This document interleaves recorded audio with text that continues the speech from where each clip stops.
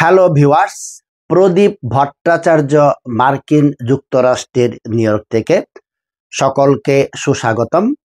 আশা করি দেশে বিদেশে যে যেখানে আছেন সুস্থ এবং নিরাপদে আছেন।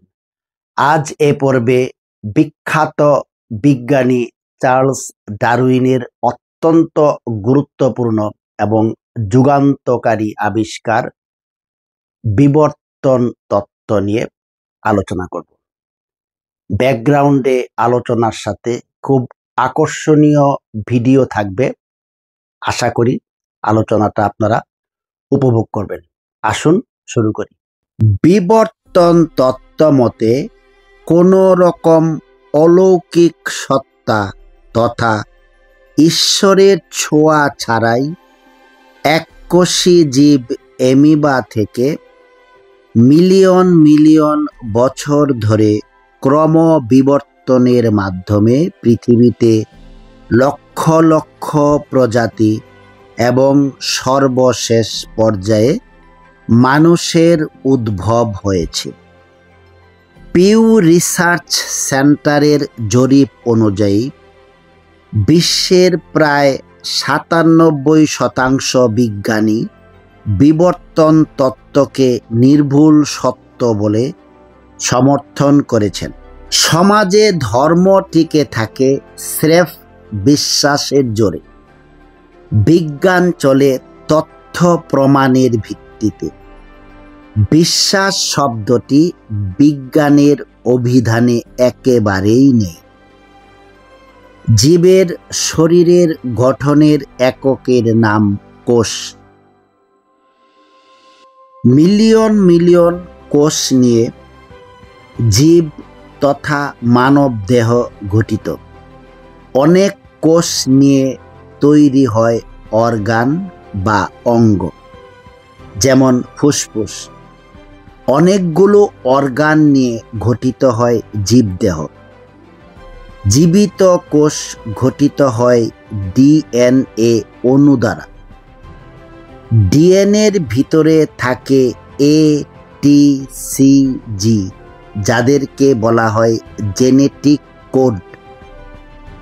ডিএনএর যে অংশে এটিসিজি নামক তথ্যগুলো থাকে তাকে বলা হয় জিন।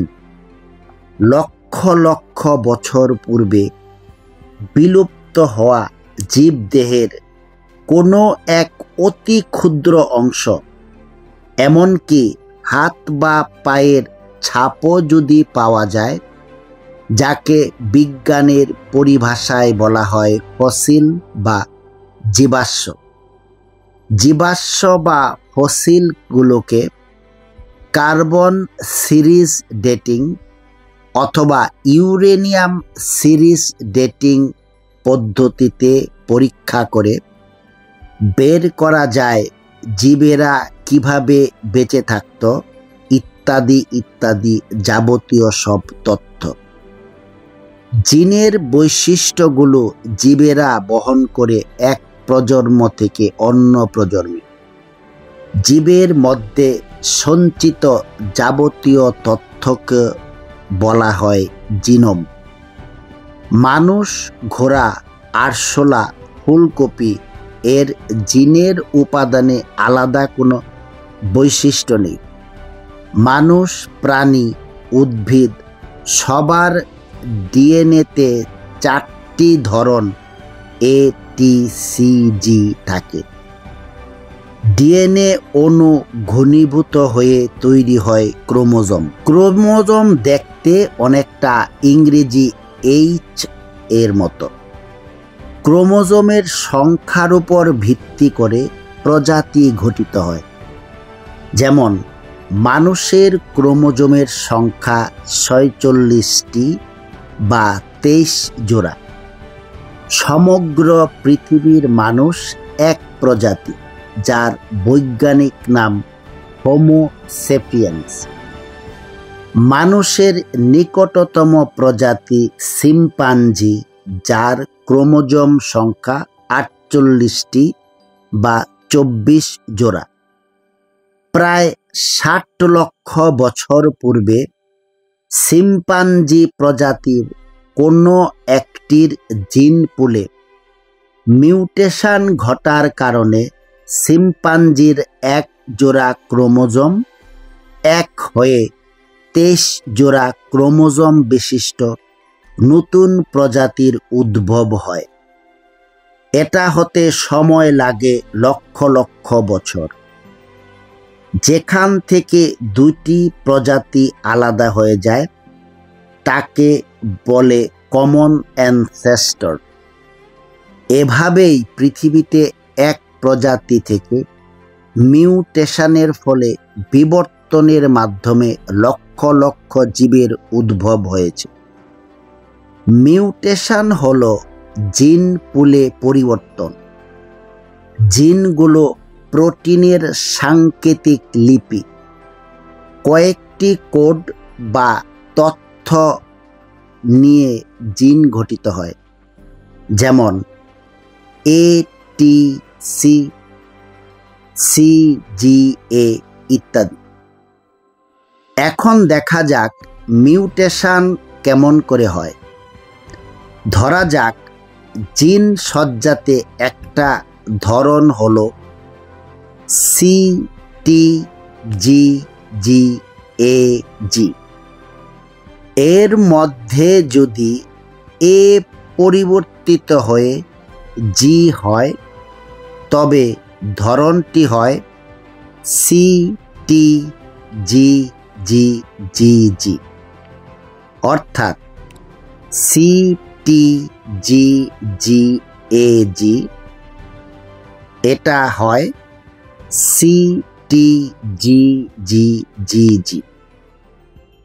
এখানে A পরিবর্তিত হয়ে G হলো, এটাই হলো মিউটেশন। এই নতুন ATCTGGGG কে বলে মিউটেটেড জিন বা পরিবর্তিত জিন। এটা কোনো দৈব প্রক্রিয়া নয়, এটা র্যান্ডম। র্যান্ডম মানে ধরুন আপনি লটারির টিকিট কিনলে আপনারও জেতার সম্ভাবনা থাকে। বিজ্ঞানে এটাকে ভাগ্য বলে না, বলে র্যান্ডম।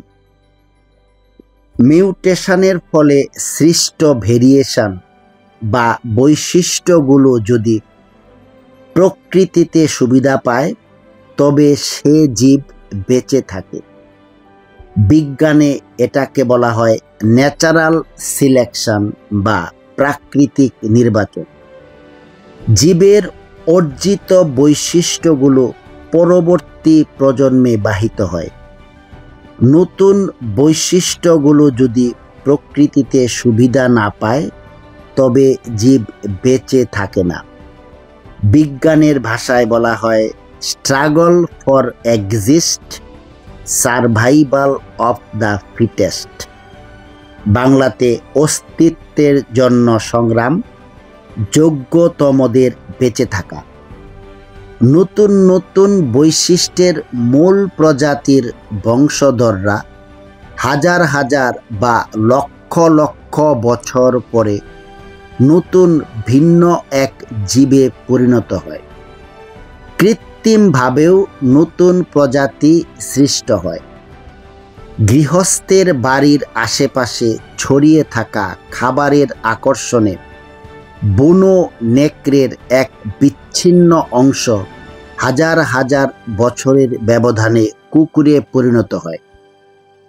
এককোষী জীবের মিউটেশনের ফলে সৃষ্ট নতুন আকৃতি খুব দ্রুত পরিবর্তন ঘটে।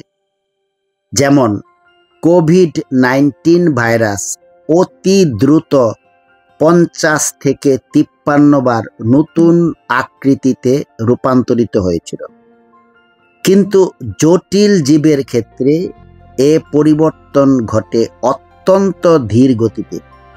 লক্ষ লক্ষ বছরের ব্যবধানে আধুনিক মানুষ বা হোমোসেপিয়েন্স আফ্রিকা মহাদেশে আবির্ভূত হয়।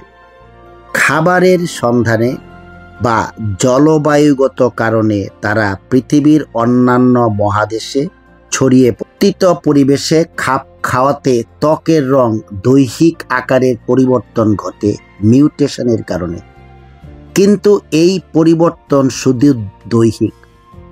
ক্রোমোজোমের পরিবর্তনের ফলে নতুন জীব সৃষ্টি হয় না, কেবল জনন কোষে মিউটেশন হলেই নতুন জীবের উদ্ভব ঘটে। এখন দেখা যাক বিবর্তন যে সত্য তার প্রমাণ কি। মানুষ এবং শিম্পাঞ্জির ডিএনএগত পার্থক্য মাত্র 1.6 থেকে 1.8%। মানব দেহে অনেক অঙ্গ আছে যেগুলো কোনো কাজে লাগে না। পশু থেকে এসব অঙ্গগুলো বিবর্তনের মাধ্যমে এসেছে, যেমন অ্যাপেন্ডিসাইট তৃণভোজী প্রাণীদের খাদ্য হজমের কাজে লাগে। মানুষের এই অঙ্গ কোনো কাজে লাগে না। বিবর্তনের সবচেয়ে নির্ভরযোগ্য প্রমাণ হলো কোনো ঔষধ আবিষ্কৃত হলে সর্বপ্রথম তা অন্যান্য প্রাণী দেহে পরীক্ষা করা হয়। বর্তমানে আরও নির্ভুলভাবে বিবর্তন তত্ত্ব প্রমাণিত হয়েছে। এই গুরুত্বপূর্ণ প্রশ্ন হলো, মানুষ কি সরাসরি বানর বা শিম্পাঞ্জি থেকে এসেছে? অথবা মানুষ যদি বানর বা শিম্পাঞ্জি থেকে আসে, তাহলে এখনো কেন বানর এবং শিম্পাঞ্জিগুলো রয়ে গেল? বানর, শিম্পাঞ্জি এরা সকলেই একটি সাধারণ পূর্বপুরুষ থেকে আলাদা হয়েছে। লক্ষ লক্ষ বছরের সময়ের ব্যবধানে সাধারণ পূর্বপুরুষ বিলুপ্ত হয়ে গিয়ে সম্পূর্ণ নতুন প্রজাতি মানুষ উদ্ভব হয়েছে।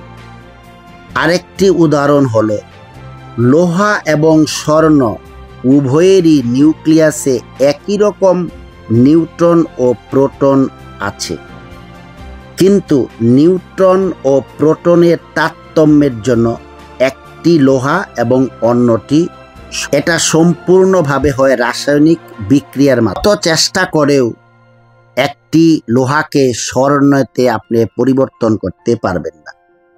ঠিক একইভাবে বিবর্তনও প্রাকৃতিকভাবেই ঘটে থাকে।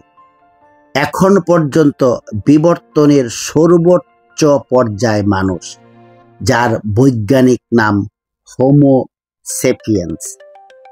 মানুষে মানুষে ডিএনএগত পার্থক্য মাত্র 0.1 থেকে 0.2%, যা একেবারেই নগণ্য।